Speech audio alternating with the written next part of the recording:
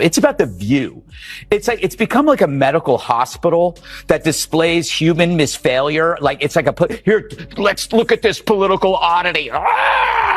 It's like it really is like the left-wing equivalent of a carnival sideshow, except instead of bearded ladies and fat clowns and two-headed cows. Well, let me rephrase that. Misogyny and sexism. Sure, all that, and the price of butter. Sunny gets the game ball. If it wasn't for her, asking that question, it might have been a closer election. Greg Gutfeld and Tyrus take roasting to a whole new level, completely dismantling Sunny Hostin like she's the last slice of pizza at a party, gone before anyone notices. Expect savage burns, epic comebacks, and enough awkward silence to rival a library. How did two TV heavyweights turn a serious talk show into an all-out comedy roast? Stick around. This hilarious takedown might just go down in TV history. Really comes to mind. I was like, Ching, listen, they're bitter, they're angry, they're entitled. They also should be. This should have been a reset for everyone who pushed lies and misinformation for the last. They call them Hitler, they call these things. America rejected them. And instead of coming back and saying, we lied, they instead are now doubling down. So let her keep doing it, because if she keeps that up, we're going to keep getting the Senate and probably the House and the White House, because people see right through your lies. So keep doing what you're doing. Game ball to Sunny. Greg Gutfeld and Tyrus are at it again, and this time their sights are set on none other than Sunny Hostin, the sharp-tongued, no-nonsense co-host whose fierce energy could intimidate a pack of wild wolves. But when Greg and Tyrus team up, it's like tossing a lion and a crocodile into the same arena, only instead of battling each other, they turn their attention to the unsuspecting gazelle, leaving her looking completely out of her depth. Hostin's obsession with race gets thrown back in her face. Today's video comes to us from Sunny Hostin. Sounds like a town. We're in Sunny Hostin. She was on PBS's Finding Your Roots, a show dedicated to researching celebrity ancestry. For context, Sunny is a staunch supporter of reparations and has made a fortune spewing nonsense about white privilege and racial justice. Well, turns out she's not as oppressed as she claims she is. She's actually the descendant of slave owners. Sunny Hostin is practically the poster child for serious daytime TV punditry. If earnestness were an Olympic sport, she'd have more gold medals than Michael Phelps.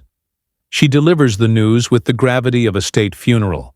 Every sentence, weighted like a national tragedy. But then Greg Gutfeld speaks, and it's like a comedy grenade detonating in a library, sudden, loud, and impossible to ignore. Add Tyrus to the mix, and it's like a gentle giant casually dropping a piano on your foot. Calm, deliberate, and absolutely crushing. Not even that. And The View, you don't need to find Trumpers. You need to fire your race baiters. Yeah. You need to fire the two races. You've had people. You had a McCain on there. You've had people on there before, and you ran them off. Mm-hmm. So the racist ones who want to stick to this, Whoopi and Sunny, and the, was it Bette Midler? What's her name? Yeah, broke-ass Bette Midler. Fire them and bring people in. Maybe you could get McCain to come back. She was a Republican, but every show and every break, she was nearly in tears because she was being attacked. Let's start with Greg Gutfeld. He treats the news like an endless joke, and he's always got the punchlines to back it up. Watching Greg go after Sunny Hostin is like seeing a Shakespearean playwright roast a soap opera star. His weapon? Sarcasm. So sharp it could cut through steel, paired with cultural references so spot on, you'd swear he's got the entire internet stashed in his back pocket. The View is a victim of the sunk cost fallacy. How can you now speak the truth when for years you've been telling lie after lie after lie? Now you're carrying this big bag of rocks around you because it's too harmful for their ego to admit that we really were dishonest. And they could be honest. All they would have to say is, look, we hate Trump so much. We were willing to lie about Joe Biden because we felt he was preferable. We thought our lying and our cover-up was on your behalf. Just say that. You're still scum, but at least you're honest. Greg doesn't just insult Sunny. He turns her into a symbol of everything he finds absurd about mainstream media. The predictable outrage, the virtue signaling, the self-righteousness dressed up in designer suits. He paints her as the poster child for TV personalities who treat earnestness like a full-time job, forgetting that humor is a tool, not a threat. One of Greg's classic moves is taking Sunny's most serious arguments and making them sound like they're coming from a robot programmed to recite progressive talking points with zero human empathy. His sarcasm reduces her points to the media, equivalent of a broken record, repeating the same tune until even the loudest fans tune out. You can almost hear the invisible eye roll when Greg grabs the mic, turning what was once a fierce argument into a punchline.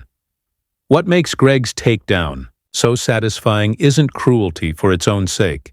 His humor is smart, exposing the contradictions and theatrics behind Sunny's TV persona. He's not just mocking her, he's holding up a mirror to daytime political commentary itself, revealing it as sometimes more soap opera than serious news. Then there's Tyrus. The contrast between Greg and Tyrus is like night and day, or maybe more like a sledgehammer and a feather duster. But in this case, the feather duster hits harder than you'd expect. Tyrus's style is simple and direct, delivered with the calm certainty of someone who knows a freight train is coming, but you don't even realize it yet. The problem is that you have to go after the racist people. And if the CEO goes, you know what, I'm not going to allow a woman on my show or man that will go after white America and talk about them like dogs. That doesn't represent our ideals or values for anyone. And get rid of those people. And this will clear up real quick. So do you have to actually look in the mirror and clean up your own backyard and get the racist people out? Because that's who you allowed in. You allowed black racist on TV who could just go all day and say anything about white people. And I guess lo and behold, they forgot that there's a lot of people at home, white people at home during the day that are not watching your show anymore. So just clean it up. Yeah, you know. Where Greg is lightning fast with sarcasm, Tyrus is the slow burn, letting silence do half the work. His humor deflates the overinflated, and Sunny Hostin is the perfect target, a balloon ripe for popping. He zeroes in on those moments when Sunny's arguments get so tangled even she probably loses track of what she's trying to say.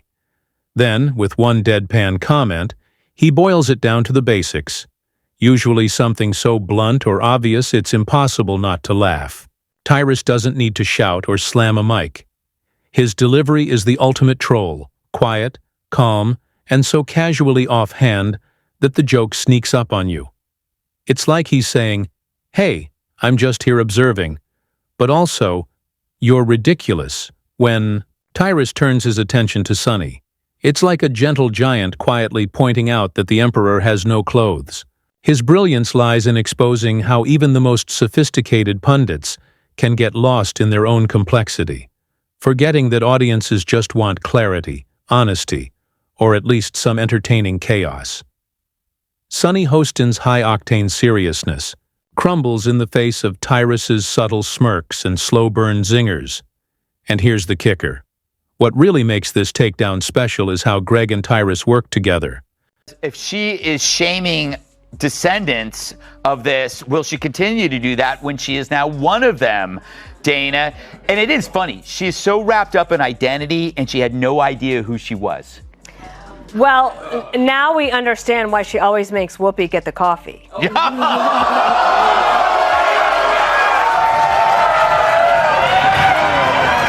Greg lays the groundwork with his high-energy, razor-sharp sarcasm.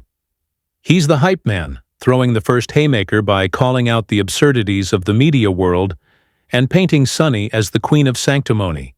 Then Tyrus swoops in with the perfect slow-motion finishing move, a single, deadpan one-liner that leaves everyone gasping and laughing at the same time. Their styles complement each other like a perfectly choreographed dance. Greg is the quick jab. Tyrus, the steady uppercut.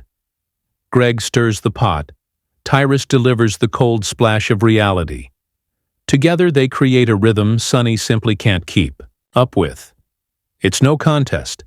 Watching them is like seeing a heavyweight champion team up with a tactical genius to dismantle a prima donna who forgot she signed up for a comedy match, not a debate club.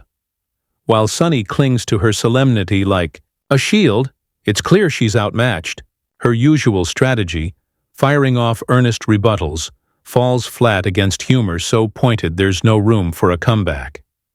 Here's the thing. Humor, especially the kind Greg and Tyrus wield, isn't just about laughs. It's about exposing pretense, highlighting contradictions, and making the serious look a little ridiculous. That's why this isn't just a funny TV moment. It's a glimpse into a cultural shift. Traditional punditry, with its earnest lectures and carefully worded arguments, is being challenged by sarcastic, exaggerated, unapologetic humor that cuts through the noise and drops truth bombs, while making you laugh so hard your sides hurt. Brains are small. But who's the dumbest one of all? True, none of them are in Mensa, but who's the most densa? Perhaps it's Sunny who mastered the art of making idiots look smart. Now, The View could ask a mirror who's the dumbest one of all, but there's no way that glass doesn't shatter. Greg and Tyrus are at the forefront of a new wave, using laughter as a weapon to slice through the overblown seriousness that Sunny Hostin embodies. They're not just roasting a TV personality, they're redefining political commentary for an era when people are tired of solemn speeches and craving a little chaos with their news. The chemistry between Greg Gutfeld and Tyrus feels almost scripted, but it isn't, like peanut butter and jelly with a lot more snark and a lot less sugar. This isn't just two guys trading insults, it's a precision strike team. One is wired for intellectual sarcasm, the other a master of deadpan bluntness. Together, they perform a comedic dance more synchronized than a boy band reunion, and way more brutal. Greg's the spark plug, a quick-witted intellectual who fires off observations so sharp they could cut glass. His humor is layered, blending highbrow cultural references with biting sarcasm that surgically dissects the absurdity of media personalities. He doesn't just crack jokes, he builds verbal jabs that expose the theatricality beneath Sunny Hostin's earnestness, reducing her grand proclamations to a TED Talk delivered by a malfunctioning robot. Greg's humor is like a master chef dismantling a soggy sandwich, deliciously savage.